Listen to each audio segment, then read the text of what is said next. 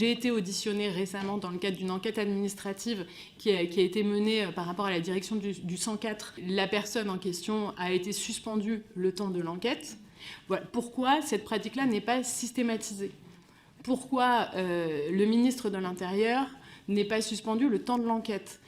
Ça permettrait de pouvoir, par exemple, je veux dire, c'est un exemple parmi d'autres, c'est-à-dire qu'en fait, je ne comprends pas pourquoi il n'y a pas, de la même façon, un protocole clair qui permet aussi de montrer qu'une suspension n'est pas une condamnation. Pourquoi il y a plusieurs cas de figure qui sont donnés à la libre appréciation et décision de certaines personnes en charge et qu'il n'y a pas un protocole clair établi. La question de comment on produit les œuvres, comment on produit les compagnies, qui sont produits, comment on donne des conventionnements. C'est pour ça que cette question des violences sexuelles, elle est aussi liée à la question de la parité. Il y a depuis des années, il y a des associations, HF, enfin, voilà, qui font des comptages pour essayer de se rendre compte de l'état des lieux en termes de financement et en termes de parité. Le pouvoir et la violence peuvent s'exercer aussi à cause de la précarité des personnes minorées. Et ces personnes minorées, les femmes en font partie, même si elles ne sont pas en minorité.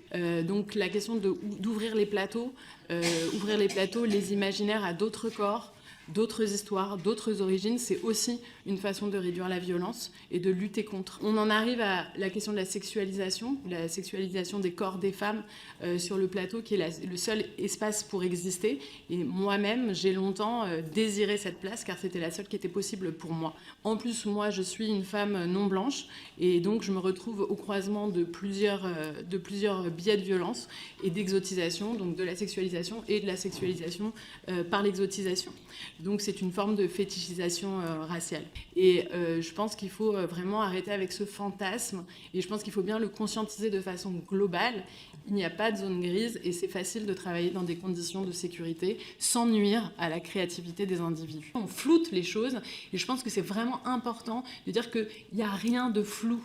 En fait, je travaille avec mon corps, je suis une actrice qui travaille avec mon corps, et en fait, ça n'est pas flou. Ma limite, elle est très claire. Je sais ce que je suis en mesure d'accepter ou ce que je ne suis pas en mesure d'accepter. Et quand on est très jeune et qu'on ne le sait pas encore, on doit être accompagné par les enseignants et les enseignantes pour essayer de trouver quelles sont nos propres limites et à quel endroit on peut travailler en étant safe pour les individus qui regardent, pour les individus qui sont au plateau et aussi pour les spectateuristes qui sont dans la salle. C'est-à-dire qu'en fait, on prétend, on raconte, il y a beaucoup de fantasmes en fait autour de tout ça. Il y a beaucoup aussi l'idée que c'est un métier public, et donc ces métiers publics, le cinéma a plus forte raison que le théâtre, mais aussi au théâtre, cette espèce de fantasme qui fait que si on veut arriver à cet espace de paillettes, il faut en passer par de la souffrance, de l'humiliation et de la douleur. Non, en fait, pas du tout. On oriente en fait les personnes sur la question du droit du travail, parce que en fait, on n'a pas besoin de plainte. Dans ces cas-là, pour protéger les salariés, les directions sont censées protéger leurs salariés, leur donner santé et sécurité, je crois, enfin leur pourvoir à ça.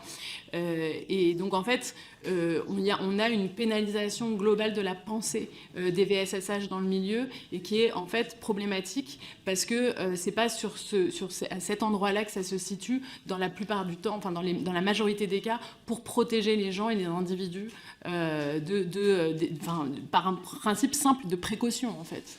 Donc en fait, souvent les directions ne sont pas informées, ne connaissent pas en fait le droit du travail et pensent qu'elles sont censées être toujours régies par le droit pénal. Et donc y a-t-il une plainte? C'est une question qui revient régulièrement.